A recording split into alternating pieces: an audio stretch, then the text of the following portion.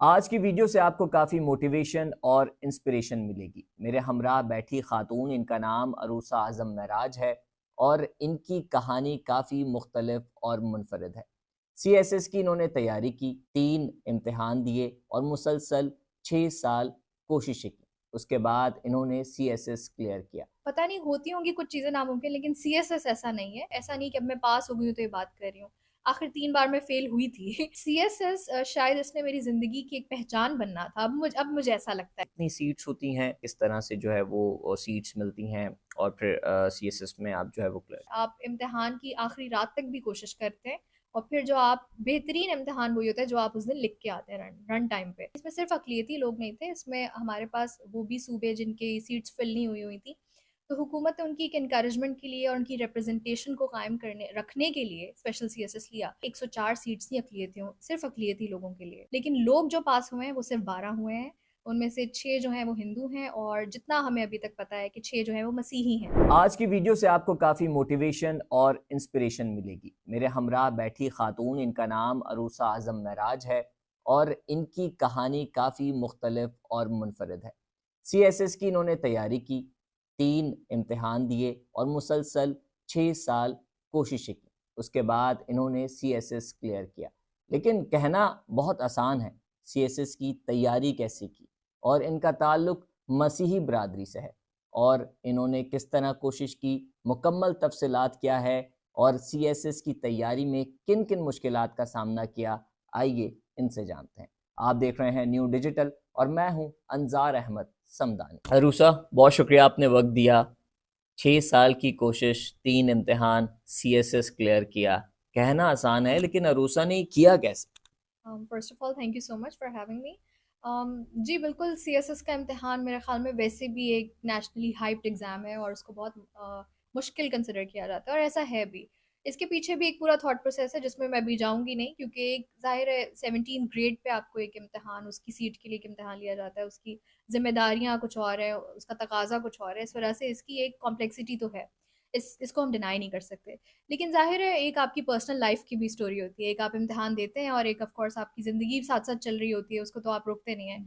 तो उसमें आप कई जगह आप कोई चीज़ें कोशिश करते हैं और आप नाकाम होते हैं। काफ़ी दफ़ा मेरी ज़िंदगी में भी ऐसा था, जब छोटी थी तो वो चीज़ें मुश्किल थी, लेकिन एनईडी में जैसे दाखिला लेना तो मुझे फर्स्ट गो में बहुत आसानी से सब चीज़ें हो गई।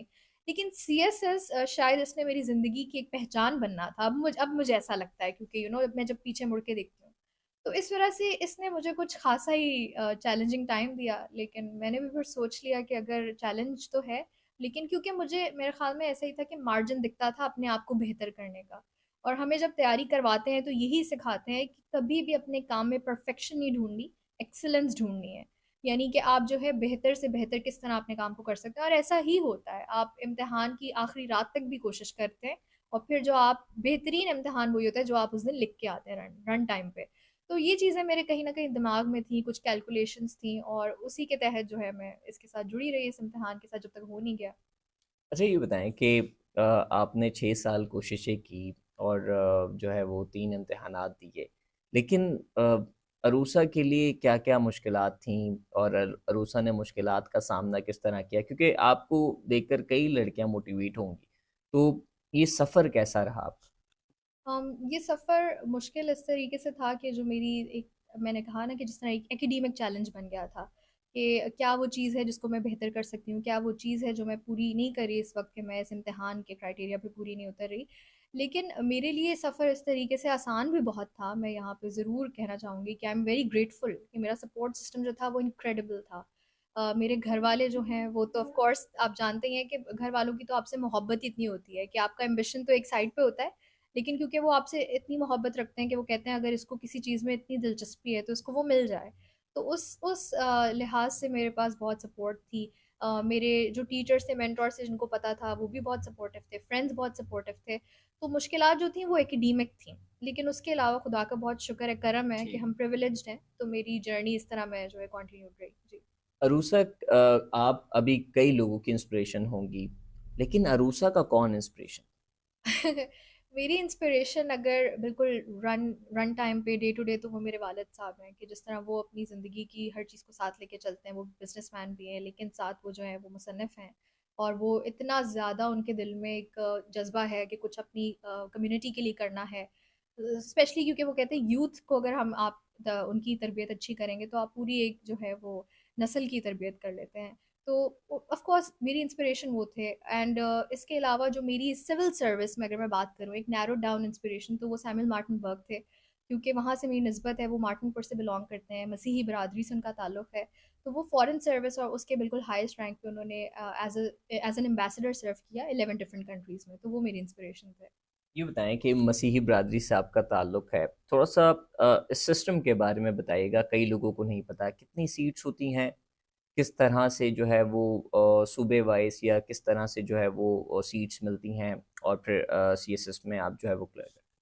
जी, ऐसा है कि अगर हम हुकूमती सतह पे देखें तो हमें कम्पिटिटिव एग्ज़ाम्स के लिए एक इनकरेजमेंट नज़र आती है, क्योंकि हमारे पास जो 5% है वो कोटा है अक़लियती लोगों के लिए। और उसी के तहत ये स्पेशल सीएसएस भी, क्योंकि कैरिड ओवर सीट्स थी, इसमें सिर्फ अक़लियती लोग नहीं थे, इसमें हमारे पास वो भी सूबे जिनकी सीट्स फिल नहीं हुई थी। तो हुकूमत ने उनकी एक इनकरेजमेंट के लिए और उनकी रिप्रेजेंटेशन को कायम करने रखने के लिए स्पेशल सीएसएस लिया। तो इस इम्तिहान के लिए हमारे पास जो ओवर द इयर्स सीट्स बची हुई थी, वो सब मिलके 104 सीट्स थी अक़लियतियों, सिर्फ अक़लियती लोगों के लिए। जी। और 104 में से कितने स्टूडेंट्स ने क्लियर किया सीएसएस? हाँ, देखिए ये अब थोड़े अलमे की बात है। आपको अंदाज़ा होगा कि 104 सीट्स थी, हुकूमत ने अपना काम किया, उन्होंने इम्तिहान लिया, उन्होंने कोटा की जो वो प्रॉपर रिप्रेजेंटेशन थी उसको कायम रखा। लेकिन लोग जो पास हुए हैं वो सिर्फ 12 हुए हैं, उनमें से 6 जो हैं वो हिंदू हैं, और जितना हमें अभी तक पता है कि 6 जो हैं वो मसीही हैं, जिसमें से 2 लड़कियाँ हैं और 4 लड़के हैं। तो इस तरह से है। अब ये एक सवालिया निशान है जो कि ऑफ़ कोर्स मुझ पे भी है, बाकी लोग भी जो कुछ कर सकते हैं कम्युनिटी के लिए, कि क्यों हम इस गैप को फिल नहीं कर पाए हैं, जबकि तो 4 आप साल कहना से। चाहेंगे कि इतना बड़ा गैप है और कई लोगों के जहन में कई सवालात होंगे, मुश्किल है, नामुमकिन है, सोचते होंगे, तो अरूसा ने जब कर दिखाया है तो ये तादाद तो बढ़ सकती। जी, बिल्कुल, देखिए तादाद तो बढ़ सकती है, और मेरे ख़्याल में इससे बेहतर कोई मौक़िफ़ नहीं होगा कि अगर हम तारीख़ को इसका जो है वो गवाह रखें। तो जैसे कि बरे-सग़ीर की तक़सीम से पहले भी हमारे 2 ब्यूरोक्रेट्स थे और वो हाईएस्ट उस पे रैंक्स पे पहुँचे। उसके बाद अगर आप देखें कि 47 से अब तक भी जो है 33 सर्विंग ऑफ़िसर्स हैं, और हम 6 को मिला के ये नंबर फ़र्दर इंक्रीज़ कर जाएगा, तो नामुमकिन तो नहीं है। If anything it's not impossible. मैं पता नहीं, होती होंगी कुछ चीज़ें नामुमकिन, लेकिन सीएसएस ऐसा नहीं है। देखिए ये मुश्किल है, ये सब्र आज़मा है, इसकी कॉम्प्लेक्सिटी इस तरफ लाया करती है। नामुमकिन तो हरगिज़ नहीं है।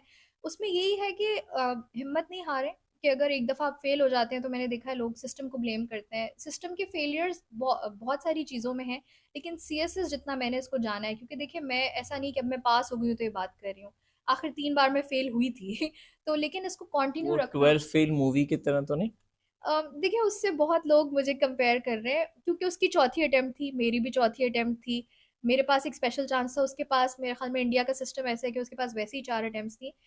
लेकिन मेरे ख़्याल में ये थोड़ी-सी मेरी कमज़ोरी होगी, क्योंकि उसकी मेहनत और स्ट्रगल बहुत ज़्यादा थी। लेकिन अगर आप सिर्फ़ चौथी अटेम्प्ट लेकिन को वो देखें। रियल कहानी थी, तो आपको लगता है कि आगे जाके अरूसा पे भी जो है वो इस तरह की फ़िल्म या वेब सीरीज़ बन सकती है? इतनी स्ट्रगल आपने की है, और जो मूवी में हमें दिखाई देता है, जैसे सीएसएस इंडिया में उसे कुछ और कहते हैं, तो काफ़ी मुश्किल नज़र आता है। उसमें जो है वो इंसान काफ़ी जो है वो बदल जाता है और नहीं, एक आम इंसान नहीं रह पाता। देखिए सर, मैं कहूँगी ये तो आपने बहुत एक भारी ज़िम्मेदारी का सवाल मेरे कंधों पे रख दिया है। मैं अपने आप को इस वक़्त इस काबिल तो नहीं समझती कि मुझ पे कोई मूवी या वेब सीरीज़, मेरा सिर्फ़ पर्पस इस वक़्त यही है जिस वजह से हम ये चीज़ें कर रहे हैं मीडिया पे आने का, कि एक इंस्पिरेशन जा सके। यानी जो हुँ, लड़कियाँ मेरी तरह हैं, 21 साल में आप ये सफ़र शुरू करते हैं, 30 हुँ। साल तक आपके पास एक मार्जिन होता है यूजुअली कम्पेटिटिव एग्ज़ाम्स का, कि उनको अगर मैं इंस्पायर कर लूँ तो मेरे लिए काफ़ी है।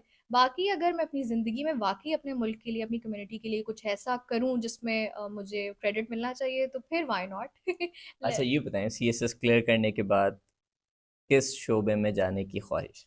अच्छा, अब ऐसा है कि जितना रिटन जब आप क्लियर कर लेते हैं, तो आप पहले तो आपके कुछ शौक होते हैं, आपने देखा होता है डीएमजी, फॉरेन सर्विस, पुलिस, आपको एक ऑन टिप्स आपके ये ग्रुप्स होते हैं। लेकिन जब आप इसको क्लियर कर लेते हैं, तो आप जैसे कहते हैं ना ओवरनाइट, लोग कहते हैं CSS is overnight fame, I think CSS is overnight responsibility. यानी पहले सिर्फ आप एक स्टूडेंट होते हैं और आपका गोल होता है मैंने इस इम्तिहान को क्लियर करना है। आपको एक वेग आइडिया होता है लेकिन वेग होता है।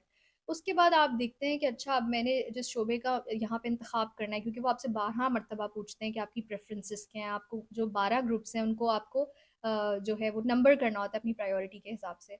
तो आप अपने आप को भी जांचते हैं, आप कोशिश करते हैं कि आप उस काबिलियत के उस मेरिट पे उतरें और आपको वो जी। ग्रुप मिले। तो मेरी इस केस में जो जजमेंट है, मुझे फॉरेन सर्विस बहुत पसंद है, हम्म। लेकिन इसके अलावा अगर मौका मिले तो पाकिस्तान एडमिनिस्ट्रेटिव सिस्टम किसी तौर पे कम नहीं जिसका इतना इम्पैक्ट है, कस्टम्स की अपनी खूबियाँ हैं, आईआरएस की, तो इसी तरह दीगर ग्रुप्स भी हैं। जी। आखिर में क्या कहेंगे उन मसीही क्योंकि आपका ताल्लुक मसीही बरादरी से, उन मसीही बरादरी से ताल्लुक़ रखने वाले बच्चियाँ बच्चों को क्या पैगाम देना चाहेंगी, क्या मोटिवेशन देना चाहेंगी? जी, मेरा पैगाम बहुत ही सादा है लेकिन अगर वो किसी को क्लिक करे तो इससे बेहतर मेरी कोई कामयाबी नहीं होगी मेरे ख़्याल में, कि इनकरेजमेंट है। और अगर आपको लगता है कि किसी तौर पे भी आप किसी से कम हैं क्योंकि आपका ताल्लुक मसीही बरादरी, जिसको हम रिलीजियस डिस्क्रिमिनेशन कहते हैं, वो बाज़ औक़ात ऐसा होता है कि वो सिर्फ़ हमारे दिमाग में एग्ज़िस्ट करती है। तो अगर तो आप अपनी काबिलियत का, एक कहते हैं ना, लोहा मनवा लें, तो आपको कोई पीछे नहीं रोक सकता। और हमारे पास बहुत सारी एग्ज़ाम्पल्स हैं। मेरा सफ़र तो अभी बिल्कुल आगाज़ से भी आगाज़ पे खड़ा हुआ है, लेकिन हमारी बहुत सारी क्रिश्चियन लेडी ऑफ़िसर्स हैं जो कि देखें, ख़ातून होना वैसी हम्म। जैसे कंसिडर किया जाता है कि आप में भी किसी जॉब के लिए फिट नहीं हो, तो हमारी क्रिश्चियन लेडी ऑफिसर्स हैं। हमारे पास बहुत अच्छे मेल सिविल सर्वेंट्स हैं। तो हमें प्रेसिडेंट्स मिलते हैं, तो उनके लिए ये पैगाम है कि अपनी मेहनत जारी रखें और इस तरह की जो शैकल्स इन द ब्रेन है उसमें से निकलें।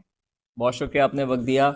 ये कहानी थी अरूसा की, लेकिन ये कहानी अभी ख़त्म नहीं हुई। अभी ये कहानी मज़ीद आगे बढ़ेगी। इन्होंने सीएसएस तो क्लियर किया है, लेकिन अब मुल्क को, कौम को किसी भी तरह से ये जो है वो फ़ायदा पहुँचाएंगी, अपनी सर्विसेज देंगी। और इनका यही पैगाम है कि दीगर अक़लियती बरादरी से ताल्लुक़ रखने वाले बच्चे बच्चियाँ इनसे मोटिवेशन हासिल करें और इसी तरह से जो है वो सीएसएस में आगे बढ़ते रहें। मज़ीद आपको दीगर इंटरेस्टिंग वीडियो से अपडेट रखेंगे। देखते रहें न्यू डिजिटल।